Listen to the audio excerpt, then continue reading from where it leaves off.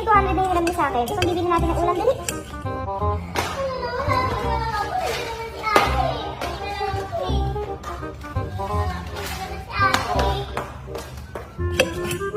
Ako kukuha, huwag ka kakain. Aling Tessa? Aling Tessa? Sino ba yan? Ano? Bakit? Kukunin na raw po ni Mama yung inutang niya raw po na 200. Ano? Atat? Di makapaghintay? Parang 200 lang? Babayaran naman? Mama! Atat ka raw. Galit pa nga siya na siningil ko eh. Ano? Sinabi niya yan? Sit na Tessa yun ah.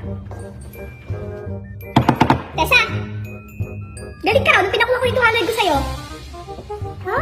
Walang ganun, Mars. Ito na nga pambayad ko. Withdraw mo na lahat. Iabot ko sana sa anak mo kasi bigla naman umalis. Walang ganun, Mars. Wala. Kaya lang hugas ka ng plato. Ano? Di ka maghuhugas? Ako na naman maghuhugas? Ako na naman? Wala naman maghuhugas. Lagi na lang. Ano? Nagdadog ka? Ayaw mo maghugas ng plato? Malis ka yan! Ako maghugas ng plato!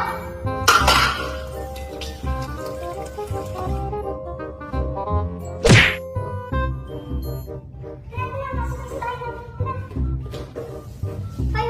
Yung mga paano kakalilis ko na ako pupusin ito.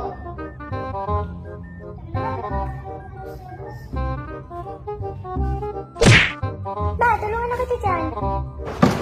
Hindi na, magawa ka na lang doon. Sige, okay na to. Kaya ko na to. A few moments later. Hindi na pa ako kilos ng kilos dito. Wala ka na tumulong sa akin. Grabe kayo. Ang sarap.